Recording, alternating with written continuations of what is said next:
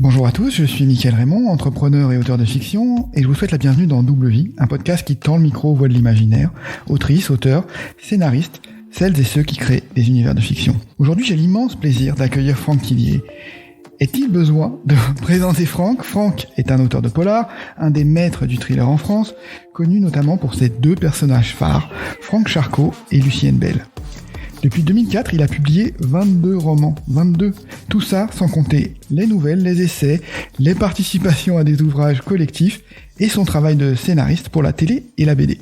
Bonjour Franck, bienvenue. Bonjour Mickaël, merci. Merci de m'accueillir. Avec plaisir, merci de prendre le temps de venir échanger sur ton travail d'auteur. Alors, comme je le disais, oui, tu as un parcours qui donne le vertige, c'est le titre d'un de tes romans. Est-ce qu'il y a un secret pour être si productif sans te perdre ? Comment tu fais pour garder le cap, être aussi régulier en fait ? T'as un truc ? Oui, alors c'est vrai que quand j'entends le parcours, c'est vrai que ça commence à faire beaucoup. Après, ça fait bientôt 20 ans que j'écris. Donc c'est vrai que plus le temps passe et plus finalement les projets s'accumulent. Et c'est vrai que aujourd'hui il y a quand même une belle production derrière. Le secret en fait il y a deux choses. Je pense qu'il y a la passion et le travail. Alors la passion, c'est celle d'écrire, de raconter des histoires, de se dire que derrière chaque livre, il y a des lecteurs qui vont frémir, qui vont avoir tout un tas d'émotions. Et puis il y a le travail, parce qu'effectivement, ce sont des romans policiers, des intrigues qui sont complexes. On en reparlera peut-être, mais qui demandent pas mal de boulot. Donc il y a aussi cet aspect-là du métier d'écrivain. Donc voilà, j'allie un peu les deux, mais c'est vrai que c'est très très plaisant de pouvoir finalement vivre de ce qui reste une passion. Oui, c'est la passion qui m'a, quand on s'est croisés, c'est ta passion qui m'a marqué, parce que c'est vrai que quand on parle de construction d'histoire, quand on imagine des scénarios, t'as le regard qui s'allume et on voit que tu pars vraiment dans le jeu en fait, tu te prends au jeu immédiatement en fait, c'est ça qui est impressionnant. Oui, en fait ça c'est quand on est lecteur, quand on est spectateur de film, on sait ce que ça procure de ressentir des émotions par rapport à une œuvre, que ce soit un livre, un film, mais même un tableau quand on va dans un musée. Et moi, j'avais toujours gardé ce souvenir. Enfin, d'ailleurs, je le ressens encore en tant que lecteur ou spectateur, mais en tout cas, quand j'étais plus jeune, adolescent, de ces émotions incroyables qu'était capable de me procurer un auteur. Et c'était vraiment des émotions. C'est un voyage, quoi, de lire un livre, de regarder un film. C'est une évasion.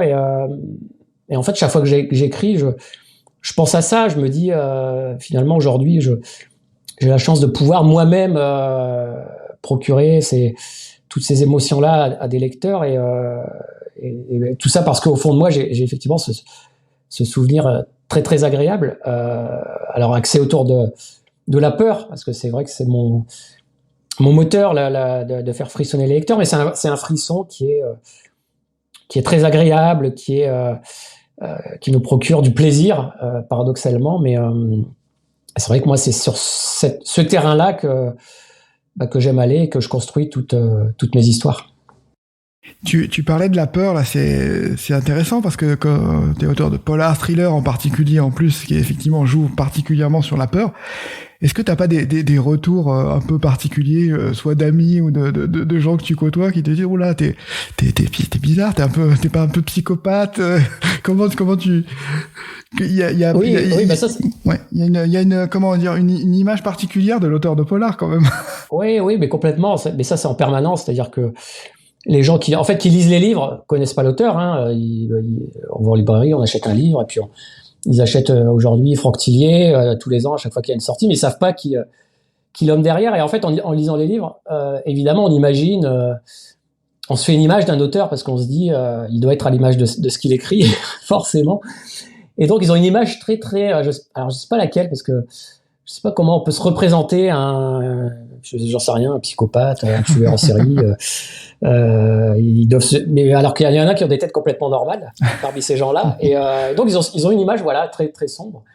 Et c'est vrai que quand je les rencontre, ils sont surpris. Et puis c'est vrai que ça les interpelle de se dire, mais comment comment on peut écrire des histoires pareilles en ayant vous avez l'air normal, quoi. C'est un peu ça le truc. Et souvent, moi, je leur retourne quand même la question. Je leur dis, mais vous aussi, vous avez l'air normal. Alors, comment vous pouvez lire des choses pareilles? C'est un peu ça. C'est-à-dire que finalement, moi, si j'écris ces histoires-là, c'est parce qu'il y a des lecteurs derrière. Sinon, si je n'avais pas de lecteurs, ça serait plus compliqué. Mais je sais qu'il y aura des gens qui vont, justement, tout en sachant qu'ils vont avoir affaire à des histoires très, très sombres, qui vont leur faire peur, qui vont quand même se jeter dessus. Et donc, finalement, oui, la question se retourne toujours vers le lecteur. Et c'est vrai que quand on leur présente cet axe-là, ils se disent, ben oui, vous avez raison, on est un peu pareil. Voilà, sauf que moi, j'invente les histoires et eux les lisent. Est-ce que il y a des moments où tu te poses la question, est-ce que je vais trop loin, justement, il n'y a pas une histoire de curseur qui est un peu délicate à positionner sur la peur, l'horreur? Oui, alors la peur, c'est pas la même chose que, effectivement, le sujet de l'histoire. C'est-à-dire que la peur, ça reste une émotion, plutôt agréable d'ailleurs quand on est dans une fiction, c'est-à-dire c'est ce qu'on recherche finalement dans ce genre de livre, à avoir peur, à ressentir le frisson. Et ça, on peut aller, on peut jouer avec ça. Après, le contenu du livre, où on est plus dans, alors peut-être pas l'horreur, mais en tout cas une certaine forme de réalité. Là, il faut peut-être faire un peu plus attention parce qu'effectivement, un roman, c'est une évasion, c'est un moment qui est censé être agréable, même si on peut traiter de sujets graves. Mais il faut pas que ça devienne un malaise. Il faut pas que la lecture devienne un malaise. Sinon, c'est pas du tout agréable à lire. Et donc, il y a certains sujets, on peut tout traiter, hein, vraiment. Et en plus, c'est une des particularités de ce genre-là qu'est le polar, c'est que ça peut aborder des sujets extrêmement graves. Mais il faut faire attention à cette frontière-là. Il faut, si on va sur des sujets qui sont sensibles, dont on sait qu'ils vont heurter les gens, il faut le faire plutôt bien. Il faut savoir vers quoi on s'engage. Donc, je fais un peu attention. Mais je suis allé très loin dans les sujets que je traite parce que ce sont des histoires policières avec des crimes, des disparitions. Donc, forcément, derrière, il y a de la noirceur avec des gens qui ont des motivations bien particulières. Donc, voilà, c'est un équilibre à trouver. Et puis, là où j'ai appris aussi, par contre, à faire attention, c'est par rapport à mes personnages, parce que je me rends compte que ça, c'était une question que je me suis longtemps posée, que les gens ressentent beaucoup les émotions des personnages. Oui. C'est-à-dire qu'on a affaire à des êtres, quand on lit un roman qui n'existe pas, ce sont des êtres de papier complètement créés, mais il y a un tel attachement du lecteur à un moment donné par rapport à ces personnages que si on fait du mal au personnage, c'est un peu comme si on faisait du mal au lecteur, ou en tout cas à l'un de ses proches auquel il pourrait s'identifier. Et donc, ça, on me l'a un peu reproché à certains moments dans mon parcours, parce que c'est vrai que j'étais... je me souviens, Syndrome et Gattaca, où j'allais très loin, parce que je m'en prenais aux personnages principaux, à leurs enfants, et alors je savais que ça allait être compliqué pour les lecteurs, mais pas à ce point-là. C'est-à-dire que les lecteurs étaient venus me voir en me disant, mais ils étaient un peu tristes, ils étaient un peu en colère contre moi, en me disant, mais arrêtez de leur faire mal. Et donc voilà, ça c'est, mais ça on apprend, ça je l'apprends avec l'expérience, avec les rencontres avec les lecteurs, et il faut bien gérer, l'ensemble des émotions que procure un roman policier. Je vais te poser une question qu'on te pose peut-être plus souvent, parce que t'as un tel parcours, mais c'est vrai que les débuts dans l'écriture, t'as une proximité, et c'est aussi ce qui me fascine chez toi, c'est la proximité. Tu travaillais dans l'informatique, tu t'es lancé dans l'écriture, donc on a il y a un effet miroir. Mais comment t'as fait ce passage? Tu l'as fait relativement tôt. Ça paraît des choses qui sont en France, les lettres et les sciences, on les oppose. Toi, t'as franchi le pas. Qu'est-ce qui t'a attiré là-dedans, en fait? Pourquoi t'as décidé de te lancer dans l'écriture? Je pense que l'envie de raconter des histoires s'est imposée à moi. C'est-à-dire que je n'ai pas vraiment eu le choix. Alors je m'explique. C'est-à-dire que depuis, comme je disais tout à l'heure, depuis que je suis ado, j'ai vraiment beaucoup lu et vu de films très noirs, en fait. D'horreur, de suspense, d'enquête policière avec des crimes, et parce qu'il y avait cette émotion de la peur qui me fascinait. Et donc en fait j'ai emmagasiné toutes ces histoires, toutes ces images qui étaient très violentes, et quand on a 14-15 ans on est très marqué par ça. et sans avoir la possibilité effectivement de les faire ressortir, ces images. Donc elles se sont stockées en moi, et j'ai commencé à effectivement j'ai fait mes études d'ingénieur, j'ai commencé à travailler dans l'informatique, et puis vers 27-28 ans, ces images-là sont revenues avec une volonté, une envie de sortir, une envie de sortir de ma tête. Et moi, j'avais mon métier, et puis je commençais à imaginer des histoires avec des personnages qui vivaient des aventures plutôt sombres d'ailleurs, et c'était bizarre comme sensation. Et donc je me suis interrogé, puis je me suis dit, mais peut-être qu'il faut que j'essaye de sortir ça de ma tête. Et c'est vrai que l'écriture, ça a été le moyen de le faire, le moyen le plus, je dirais, direct, quand on travaille dans l'informatique, qu'on n'a aucun lien avec le milieu du cinéma ou n'importe quel autre milieu artistique. En fait, on se dit, la chose la plus simple qu'on puisse faire, c'est prendre un papier, un stylo, puis essayer d'écrire l'histoire. Alors moi, en l'occurrence, c'était un ordinateur. Mais au moins, je pouvais faire ça chez moi, je pouvais essayer. Et c'est comme ça que ça a démarré, je dirais presque du jour au lendemain, où à un moment donné, je me suis mis devant mon ordi, et j'ai dit, ça y est, je vais essayer de sortir une histoire de ma tête. Et puis c'est comme ça que ça a apparu. Donc voilà, en ayant les deux activités, le métier évidemment qui était d'ingénieur, qui était la priorité quand même, j'avais fait des études pour ça, mes parents avaient payé mes études, il y avait tout un travail derrière, donc c'était hors de question d'arrêter pour l'écriture. Et puis après il y avait effectivement cette envie de raconter des histoires, donc je faisais ça un peu quand je pouvais, le soir, le week-end, le midi, et voilà. Donc j'ai vécu quelques années en ayant mon métier, puis en écrivant des livres. 3 livres d'ailleurs en l'occurrence, même 4, sur du temps libre en fait. C'est comme ça que ça a démarré. Puis à un moment donné, comme il y a eu l'un de mes romans qui s'appelle La Chambre des Morts, a eu pas mal de succès. J'ai attendu encore un peu, j'ai écrit encore un livre derrière pour assurer quand même. Et puis comme j'ai vu que les lecteurs revenaient d'une année sur l'autre, je me suis dit je peux arrêter. Puis c'est là où j'ai basculé définitivement vers l'écriture, mais 4 ou 5 ans après avoir posé la première ligne, on va dire. Okay. La Chambre des Morts, ce qui est intéressant, c'est qu'il a été donc c'était ton deuxième roman publié. Je sais pas si tu l'avais écrit et publié dans cet ordre-là, mais c'est le deuxième roman. Et il a été adapté au cinéma. Donc ça a été quelque chose il a eu du succès, il a eu des prix, et puis il a eu une adaptation cinématographique.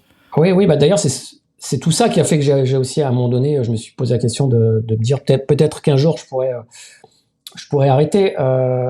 Tout ça s'est passé en même temps, c'est-à-dire que alors en fait il y avait eu Conscience animale, ça c'était le tout premier roman que j'avais écrit. Après j'ai écrit Train d'enfer pour Ange Rouge. J'ai écrit La Chambre des Morts, et en fait quand La Chambre des Morts est sortie, j'avais déjà écrit Deuil de miel qui était mais en fait les temps de publication étant très très longs, je trouvais pas d'éditeur, tout ça, donc ce qui fait que quand La Chambre des Morts est sortie, j'avais écrit 4 romans, mais c'est le 3e qui est sorti. Et lui a eu du succès, La Chambre des Morts, et donc dont l'intérêt du cinéma pour le livre. Et c'est vrai que ça a été un des éléments aussi où je me suis dit, mais il se passe un truc incroyable autour de ce livre. Il y avait quand même 2 sorties avant qui n'avaient pas du tout marché. Conscience animale, j'ai dû en vendre 300, et puis Train d'enfer pour Ange Rouge, à l'époque, c'était peut-être 500 ou 1000 maxi, quoi. C'était le tirage, en fait. Et donc, quand La Chambre des Morts est sortie, et moi, j'avais déjà écrit Deuil de miel, je me suis dit, La Chambre des Morts, ça va faire comme les autres, en fait. Et d'ailleurs, je me posais la question de me dire, si ça ne marche pas, si ça fait comme les autres, j'arrêterais peut-être, parce que c'était très compliqué ça me prenait tout mon temps. Et donc, il se trouve qu'il y a eu cet engouement pour ce livre.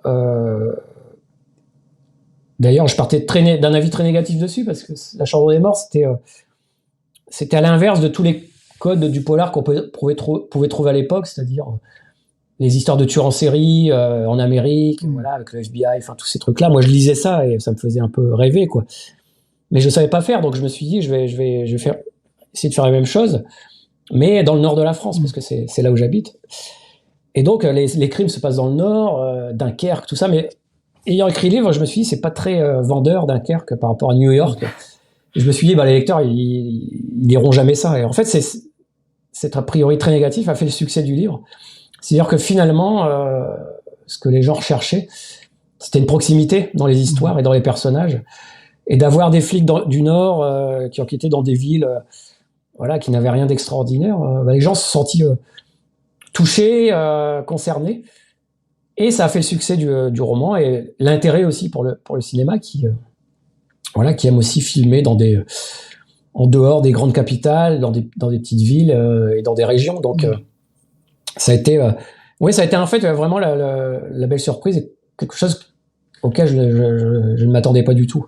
Et du coup, comment ça s'est passé que il a été repéré parce que tu as gagné des prix, ou c'est comment il a été identifié comme étant... Oui, alors tout ça va assez vite, c'est-à-dire que en fait, pour que les producteurs s'intéressent à un livre, pour l'adapter, il faut que le livre fonctionne, parce qu'en fait, il y a tellement de sorties que ils peuvent pas tout lire, tout observer. Et ils partent du principe qu'en fait, si des gens lisent un livre, c'est qu'il y a peut-être quelque chose qui intéresse justement le public dans l'histoire qui est racontée. Et en fait, ça a démarré, c'est-à-dire que la Chambre des Morts, c'est d'abord les libraires qui en ont parlé, qui l'ont lu, qui ont dit aux gens, mais lisez ça, vous allez voir, c'est super. Et donc, l'engouement des libraires a fait que les ventes ont monté, et donc les ventes qui montent intéressent les journalistes qui se disent, mais c'est quoi ce truc?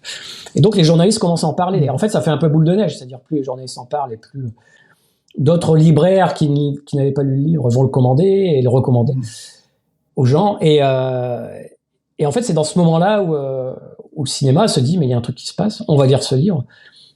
Et ils l'ont lu, et c'est pareil, ils se sont jetés sur le truc.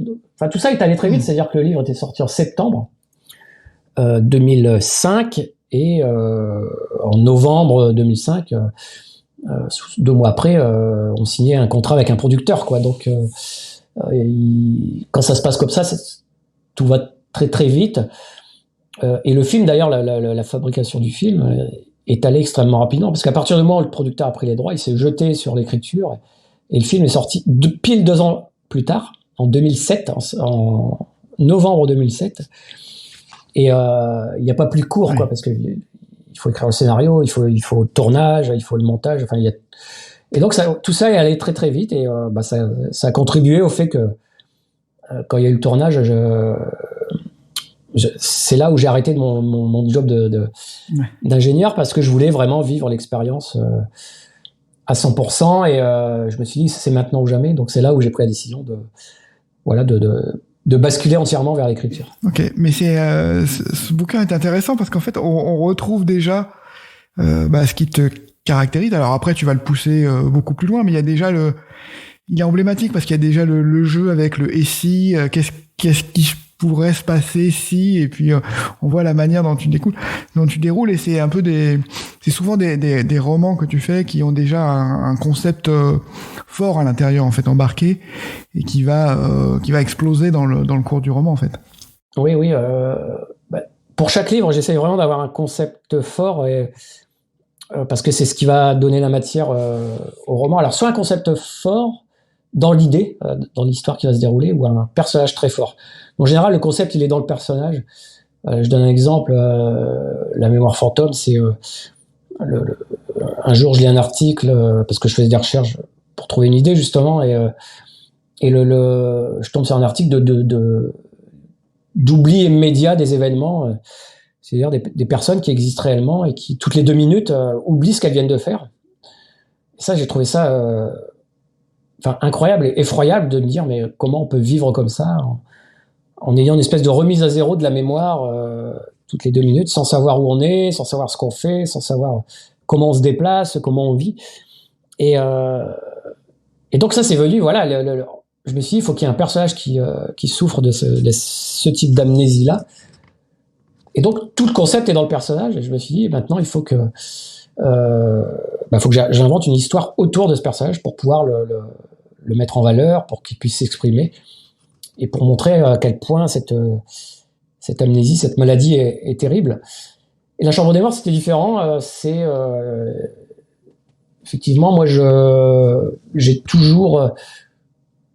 je trouve que dans les accidents, alors je pensais souvent enfin, qu'il y avait toujours des bascules de destin de personnes qui n'avaient rien à voir. C'est-à-dire que vous menez votre vie tranquillement, et puis d'un seul coup, il y a un accident qui se produit.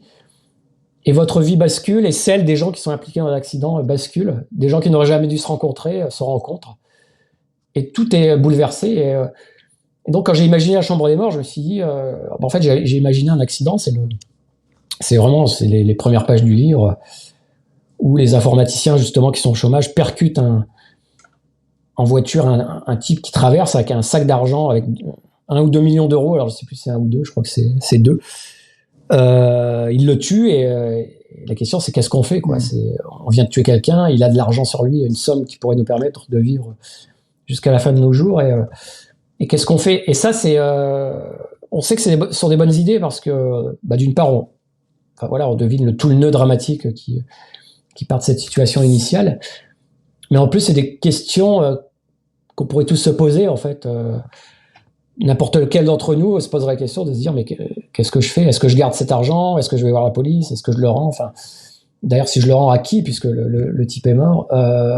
Donc voilà, c'est ça, ce sont les éléments-là qui me permettent de dire je tiens quelque chose pour écrire un livre. Après, évidemment, il faut imaginer tout le reste, mais c'est un peu comme ça que je fonctionne.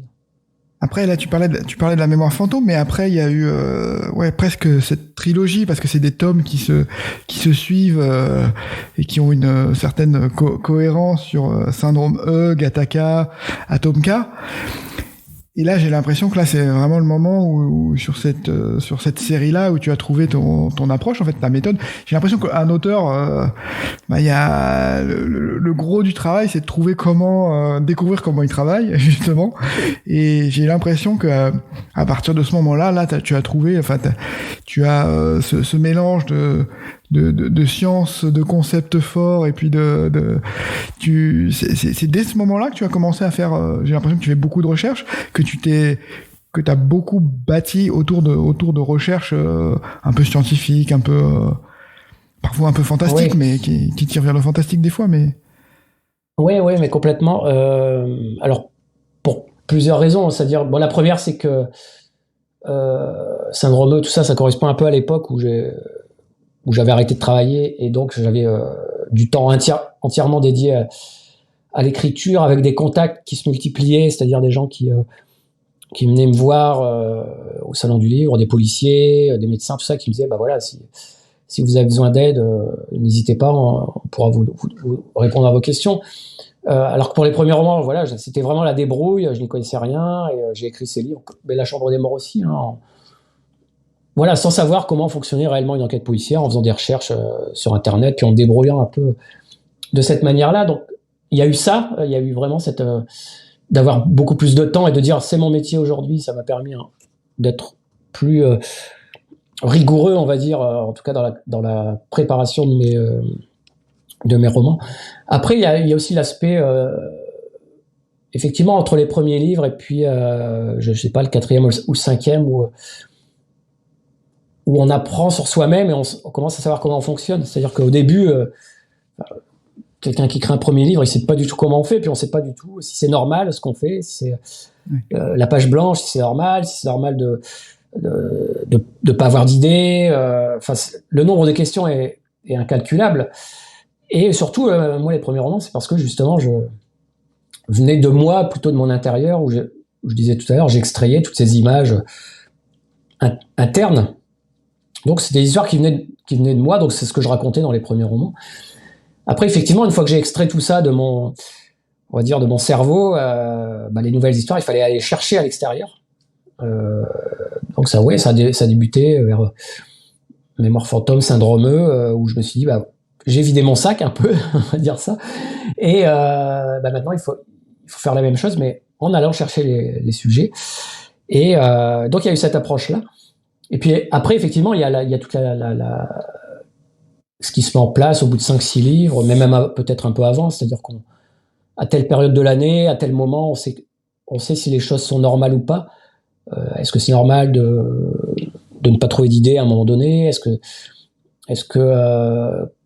comment on se documente, où on va chercher les informations, est-ce que les gens vont nous répondre, et tout ça, on se rend compte que voilà, au fil des livres, ça devient des choses qu'on acquiert, et ce qui permet de peut-être de mettre le focus plus sur d'autres choses et de creuser d'autres éléments sans se poser des questions on va dire de base qui nous prenaient beaucoup de temps au début. Et c'est vrai qu'aujourd'hui, par exemple, après plus de 20 livres, oui, je sais à peu près comment je fonctionne. Je sais que dans telle ou telle étape de l'écriture d'un livre, il y a des périodes très compliquées, mais qu'elles sont complètement normales, et que ça va être la galère, mais que ça fait partie du processus. Et d'ailleurs, que si cette galère n'existait pas, peut-être que c'est là où ça ne serait pas normal, justement. Donc voilà, on apprend, enfin c'est comme n'importe quel sujet, on apprend en s'exerçant, hein, comme le sport. Ouais.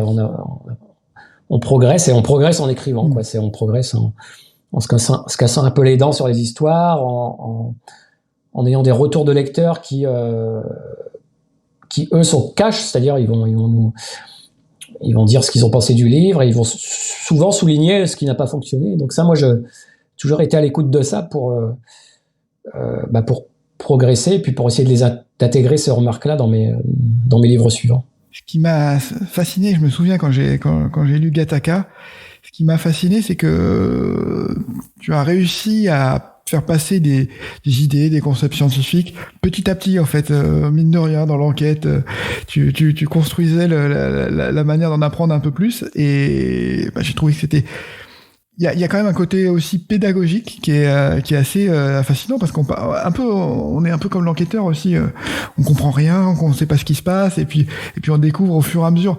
Et la découverte de l'enquête est liée aussi à la découverte du domaine que tu explores, en fait, que tu as envie de traiter. Donc j'ai trouvé ça assez fascinant. Oui, ça c'est un peu aussi c'est le secret l'un des secrets, c'est-à-dire que en fait les lecteurs lisent ce genre de roman pour deux raisons. La première, c'est pour passer un super moment de lecture et de suspense, et d'être pris dans une histoire. Et puis après, il y a une deuxième raison, c'est qu'ils aiment bien s'instruire et puis apprendre des concepts, des choses sur la vie, sur la société, en lisant les romans. Donc j'essaye d'allier les deux. La priorité, c'est toujours de raconter une bonne histoire et une bonne enquête avec des bons personnages. Et après, de réussir à glisser effectivement un sujet, mais sans que ça se voit trop. C'est-à-dire que on réussit un livre, et justement, c'est quand ce qu'on veut faire passer est parfaitement intégré à l'histoire.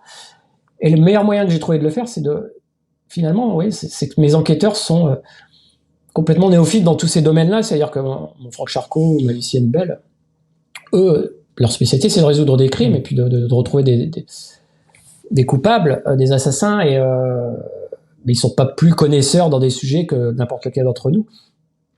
Et ça m'aide beaucoup, parce qu'en fait, toutes les questions que le lecteur va se poser, les enquêteurs se les posent, en fait. Et donc, ils se posent des questions, ils sont confrontés à des sujets qui leur échappent, hein, comme dans Gattaca, c'est l'évolution, pour simplifier, on va dire, c'est Darwin, mais Darwin, en fait, la théorie de l'évolution, tout le monde en entend parler, mais personne ne sait ce que c'est, en fait, réellement.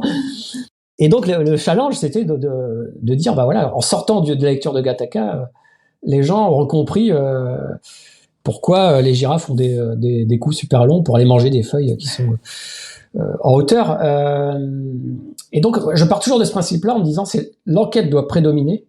C'est vraiment, je raconte une histoire, et en racontant cette histoire, je vais essayer de glisser des concepts scientifiques, mais de manière très très progressive, pour que l'immersion se fasse au fil des pages. Et c'est ce qu'on appelle de la vulgarisation, c'est scientifique.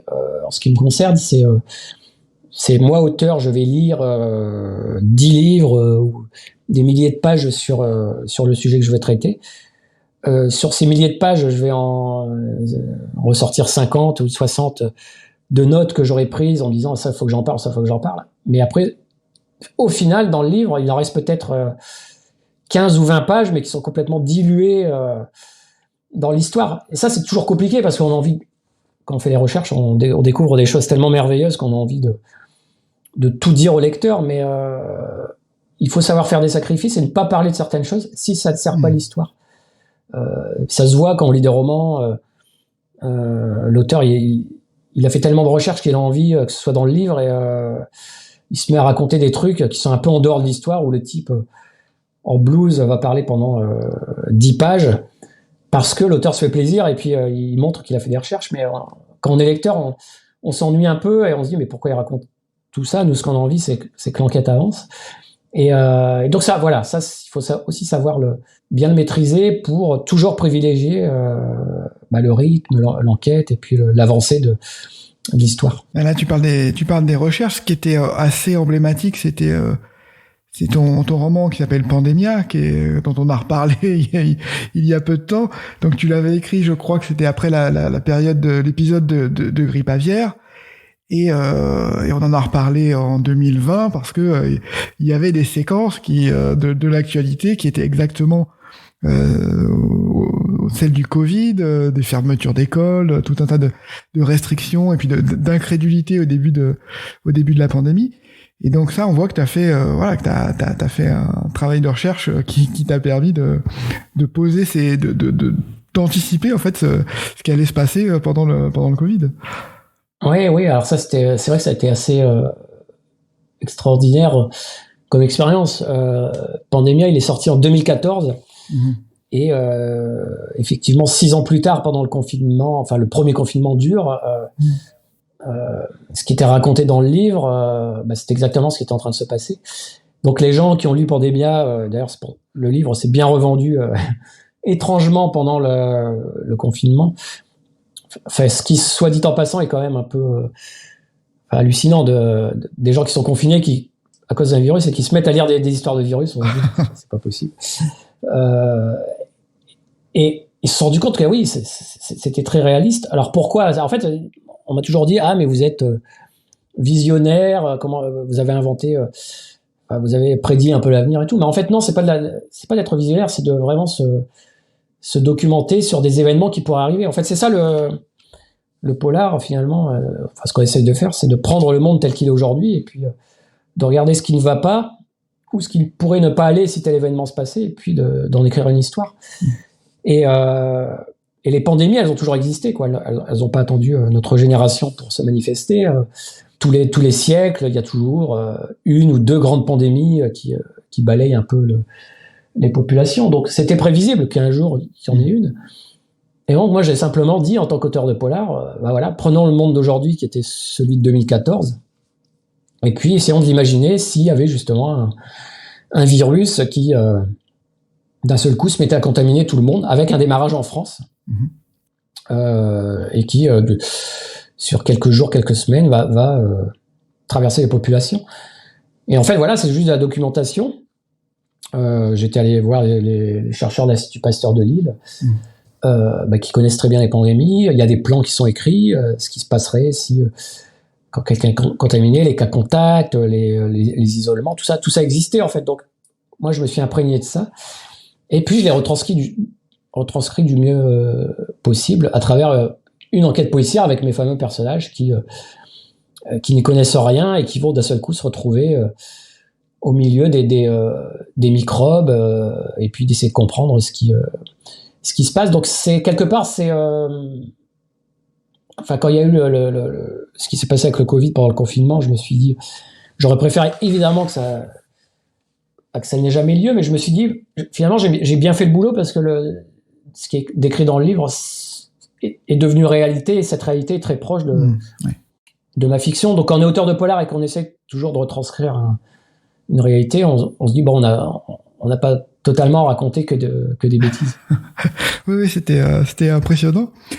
J'ai remarqué que tu avais une alternance entre polar et thriller, donc plus côté peur. Tu laisses un peu tes personnages fétiches, tu alternes. Pourquoi tu as choisi ce mode de fonctionnement? C'est pour de la diversité, c'est pour aussi laisser reposer tes personnages, parce que développer des personnages au long cours, c'est peut-être un peu prenant. Comment t'as trouvé cette organisation?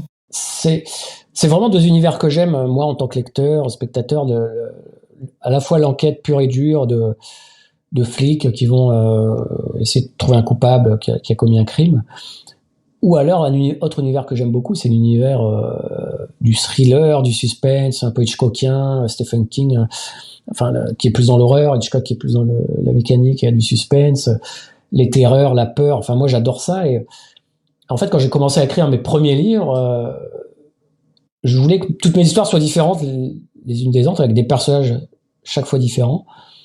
Et donc, c'est un peu comme ça que j'ai démarré, sans me poser de questions, de me dire, je vais alterner. Je n'avais pas du tout en tête de faire des personnages récurrents. Il se trouve qu'après, c'est vrai que La Chambre des Morts, quand j'ai écrit Conscience Animale, j'ai écrit Train d'Enfer, j'ai écrit La Chambre des Morts, des personnages différents. Et après, les gens commençaient à me dire, ah, mais Charcot ou Lucienne Bell, on les aime bien. Est-ce que vous allez réécrire des histoires avec elles? Avec eux, et c'est à ce moment-là où je me suis dit, bah tiens, ouais, ça serait pas mal de reprendre l'un de ces personnages et puis de réécrire une nouvelle histoire, mais sans me dire qu'il y aurait 10 histoires derrière. Donc c'est un peu comme ça que c'est né, mais je dirais presque naturellement, c'est-à-dire que à un moment donné, les personnages sont devenus récurrents, mais avec entre deux toujours une volonté d'écrire des histoires dans un autre univers qui est celui du thriller pur. Et heureusement que j'ai démarré comme ça, parce qu'en fait, il y a un certain nombre d'auteurs, par exemple Patricia Cornwell, qui a toujours écrit qu'avec son personnage de médecin légiste, qu'est Scarpetta, mais depuis le début, ce qui fait que elle ne peut plus ne peut pas écrire un livre sans ce personnage, sinon les lecteurs ne lisent pas son livre. Moi, j'ai eu la chance d'alterner dès le début, et en fait, les lecteurs ont pris l'habitude de me suivre sur les deux registres, ce qui est assez incroyable, parce qu'aujourd'hui, que je sorte un livre avec les personnages récurrents ou ce qu'on appelle un one-shot, un roman indépendant, les lecteurs sont là, quoi. Et je suis très heureux parce que ça, c'est vraiment ma respiration d'écrire sans mes personnages récurrents, de ne pas être prisonnier de Franck Charcot, de Lucienne Bell, parce que l'air de rien, même si on peut inventer toutes les histoires qu'on veut dans une intrigue policière, ça reste une enquête qui suit un protocole, en fait, dans lequel il y a des règles, alors que dans le thriller, on peut raconter ce qu'on veut, notamment par exemple des histoires en huis clos que moi j'adore. Donc ça, c'est vraiment, j'ai toute cette liberté là, et c'est vrai que j'en suis heureux. Ça me permet pour chaque histoire de me renouveler, de me ressourcer. C'est vraiment intéressant, parce qu'en plus on a, en tant que lecteur, moi j'ai envie de parler de Rêver, par exemple, qui est un de mes préférés, parce qu'il y a une ambiance qui est presque cinématographique dans celui-ci, qui voilà, tu joues sur la mémoire, un peu comme dans La Mémoire fantôme. Il y a des corps, il y a des intrigues complexes, il y a l'amnésie, et on est presque dans Memento, en fait, avec de Christopher Nolan, quoi. Donc c'est vraiment, il y a un côté vraiment cinématographique. Et donc, j'étais étonné, en fait, en repensant à celui-là, en disant, mais pourquoi il n'y a pas plus d'adaptation, en fait, au cinéma, parce que c'est, alors je me disais peut-être que c'est justement des intrigues trop complexes, en fait, pour être retranscrites dans un scénario. Oui. Alors, il y a beaucoup de mes livres dont les droits sont acquis par des producteurs, et qui travaillent d'ailleurs sur les histoires. Il faut savoir qu'en fait, en termes de cinéma, télévision, c'est très très long. C'est-à-dire que l'échelle de publication des livres et l'échelle où les projets de livres deviennent des films ou des séries, c'est vraiment 4, 5 ans, 6 ans, parfois plus. D'ailleurs, la preuve, c'est que la série Le Syndrome E existe. Le Syndrome E est sorti en 2010 ou 11, et la série va être diffusée sur TF1 à l'automne 2022. Donc on voit, il s'est écoulé plus de 10 ans avant que ce livre devienne quelque chose, un projet terminé et qui va être diffusé. Donc c'est très très long. Mais Rêver, par exemple, oui, ça fait des années que des producteurs travaillent dessus. Alors au début, ce qui devait être un film, c'est-à-dire que le scénario avait été écrit, etc. Puis après, ça laissait tomber pour dire maintenant on va faire une série parce que c'est plus à la mode et ce que recherchent les gens. Donc c'est en train de devenir une adaptation en série. Donc il y a des gens qui travaillent dessus.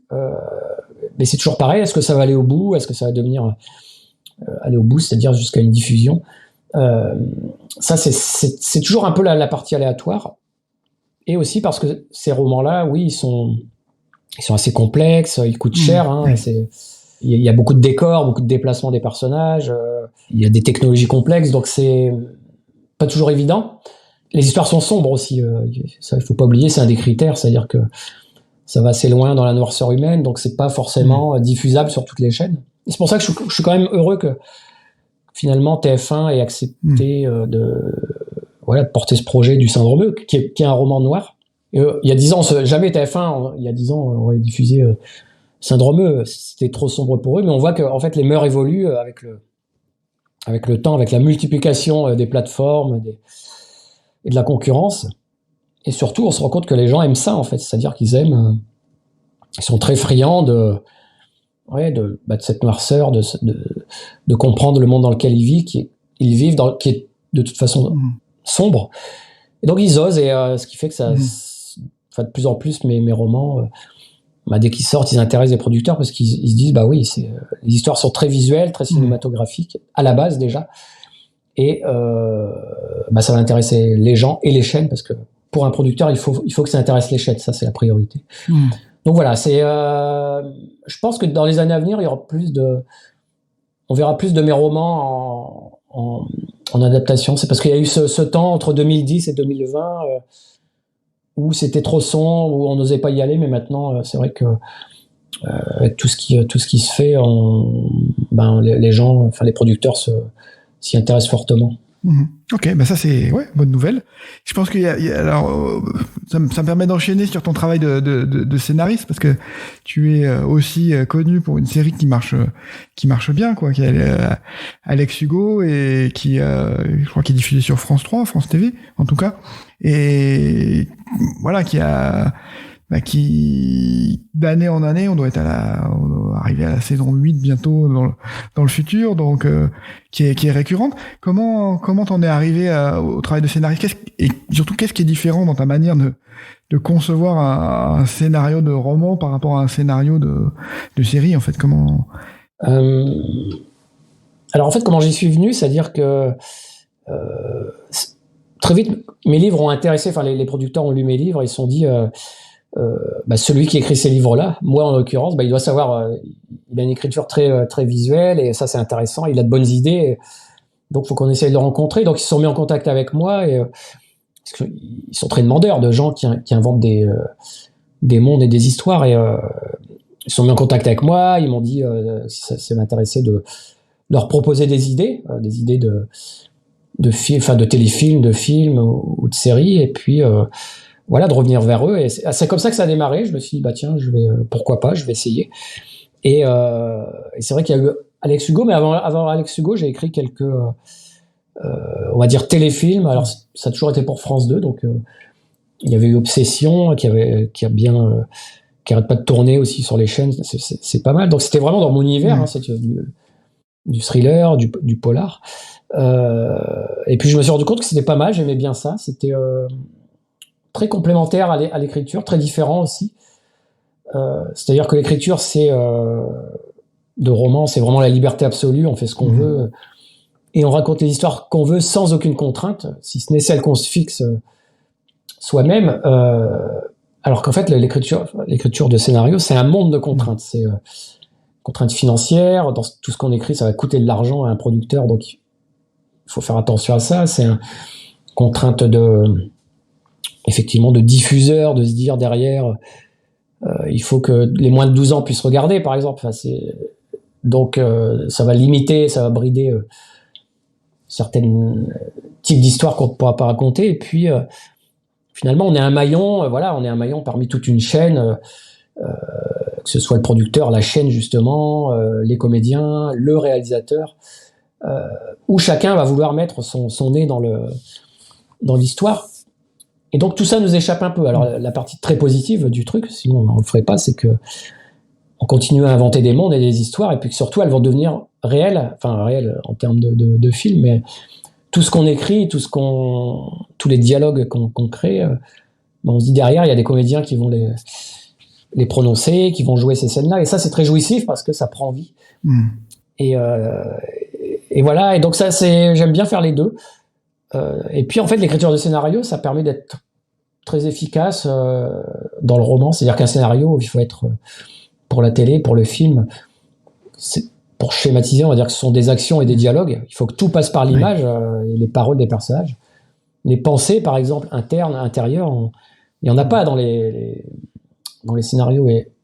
Et parfois, il y en a dans les livres, mais c'est pompeux, c'est long. Donc finalement, ça m'a permis de gagner, d'écrire des scénarios, de gagner en efficacité dans mes romans, et puis de faire peut-être des meilleurs dialogues, plus efficaces, qui vont directement dans le concret. Donc voilà, c'est pour ça que je fais les deux. C'est vraiment c'est de l'écriture, c'est de la création, c'est de l'invention d'histoire, mais avec des manières de raconter différentes.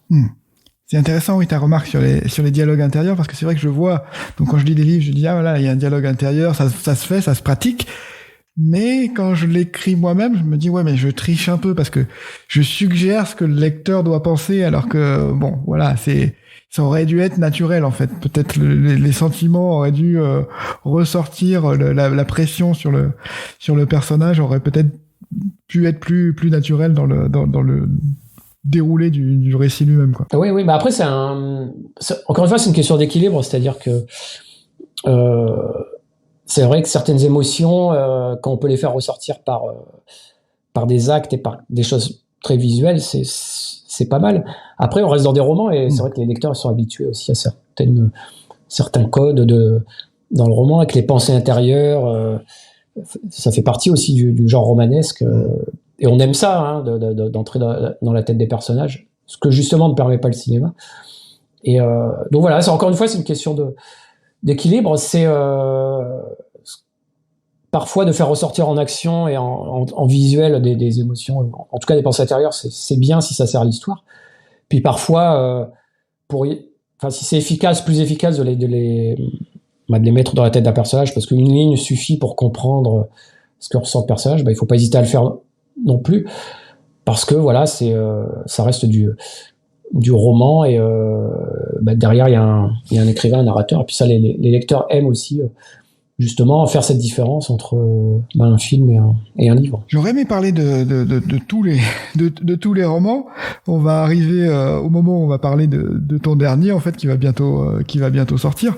À un moment où on enregistre, je pense qu'il sort dans un mois, quoi, un petit mois. Oui. Il s'appelle Labyrinthe au pluriel. Est-ce que tu peux en dire quelques mots, voilà, sans ni divulgacher, ni casser la promo de faire ton éditeur, mais voilà, c'est... Oui, je peux essayer. Alors, c'est toujours très compliqué. Celui-là, c'est un one-shot, justement. C'est un pur thriller, et j'ai essayé de mettre dans la manière dont j'ai construit ce livre un peu toute l'expérience que j'ai pu accumuler dans la façon de construire une histoire, de gérer le suspense. Donc, c'est vraiment il y a toute une mécanique dans le livre qui, j'espère, fonctionnera pour... faire peur au lecteur, le faire vibrer, lui faire que dans sa lecture, il y a tout un tas d'éléments qui vont se déclencher, où il va essayer de comprendre ce qui se passe. Alors, pour vraiment résumer, simplement, ça débute avec... c'est une lieutenant de police qui s'appelle Camille, qui est face à une femme qui est dans un lit d'hôpital, et cette femme a été découverte au milieu des bois, dans une forêt enneigée, à proximité d'un corps qui a été frappé qui est mort et qui a été frappé à coups de tisonnier. Donc cette femme est pleine de sang. Tout la désigne comme la coupable. Et en fait, le problème, c'est que cette femme, elle est incapable de raconter son histoire à la flic, puisqu'elle a perdu la mémoire entre sa découverte et puis l'arrivée à l'hôpital. Sauf qu'en fait, avant de perdre la mémoire, elle a eu le temps cette histoire de la raconter au médecin qui était à ses côtés. Et donc, le médecin qui est là, au début du livre, dit à la flic, écoutez, elle a perdu la mémoire, mais moi, je vais vous raconter l'histoire qu'elle m'a... Toute l'histoire, toute la vérité, et vous allez voir, c'est l'histoire la plus extraordinaire, la plus incroyable que vous aurez entendue de toute votre vie. L'histoire de 5 femmes, donc femmes parmi lesquelles il y a une jeune fille kidnappée, il y a une romancière, il y a une psychiatre, il y a une journaliste, et il y a une 5e femme qui est un peu la femme inconnue. Et donc le psychiatre dit voilà, je vous raconte cette histoire-là, et finalement c'est le lecteur qui va lire Labyrinthe, c'est un peu l'histoire du psychiatre qu'il va écouter. Donc voilà, ça démarre, donc c'est complexe à expliquer. Il y a plusieurs, ce que je fais assez rarement, il y a plusieurs points de vue au départ, les points de vue de ces fameuses femmes différentes, avec des histoires qui n'ont rien à voir, mais dont on se doute quand on lit des thrillers qu'à un moment donné, il va y avoir un point commun et un terrible secret qui unit tous ces personnages. Ça m'évoque un peu, là il y a un dispositif narratif qui est original par rapport aussi et qui s'intègre avec l'histoire, donc ça m'évoque aussi, il était 2 fois que j'avais beaucoup aimé, où il y a voilà, le dispositif narratif est totalement adapté pour l'histoire que tu veux raconter en fait. Oui, bah en fait moi j'aime bien dans l'histoire, elle est racontée par l'intermédiaire d'un livre papier, d'un roman. Parce qu'une histoire, elle peut avoir plusieurs vies. Ça peut être un film, ça peut être un tableau et un livre. Et moi, j'aime bien profiter du fait que ce soit dans un livre que le lecteur va manipuler et de me dire, voilà, il y a l'histoire que je raconte en tant que telle, son contenu, et puis il y a la manière dont l'histoire... il y a aussi ce média livre qu'on a entre les mains, et qu'est-ce que je pourrais faire en plus pour apporter justement quelque chose de supplémentaire à cette histoire. Et donc effectivement la manière de la raconter, je joue un peu avec le fait de tourner les pages, le fait d'avoir peut-être des éléments qui sont dans des pages d'avant alors qu'ils devraient être après. Il y a un vrai jeu en tout cas avec l'objet livre, ce que j'essaye toujours de faire dans mes one shot de plus en plus, hein. Tu as cité il était 2 fois, il y avait le manuscrit inachevé. Je l'ai même fait pour rêver, parce que pour rêver les chapitres étaient ils étaient un peu dans le désordre. Et donc il y a ce jeu là, parce que je sais que le lecteur qui lit des thrillers les lit, il y a cette notion de défi entre un auteur et un lecteur, il y a la notion de jeu, de puzzle, de labyrinthe, et voilà, donc j'essaye de profiter de ça pour apporter, on va dire, quelque chose de supplémentaire au récit. Ok, oui, effectivement, je confirme que en tant que lecteur, j'adore ce jeu et j'adore ça, donc je vais l'attendre avec impatience. Écoute, merci Franck, je crois que on a beaucoup couvert ton histoire et ton parcours, donc c'était merci du temps que tu m'as accordé, c'était passionnant. Je pense que ça va passionner les auditeurs également. Merci à toi, c'était un plaisir, et puis c'est d'avoir retracé un peu ces 20 années d'écriture. Merci. Oui, mais j'ai fait beaucoup d'ellipses sur ton parcours. J'espère qu'on aura l'occasion, à l'occasion de prochaines sorties, d'aller zoomer sur d'autres points qui m'intéressent aussi d'aborder avec toi. Mais voilà, en tout cas, merci pour ton temps cette fois, et puis au plaisir. À bientôt. Au revoir. Oui, au plaisir. À bientôt. Au revoir.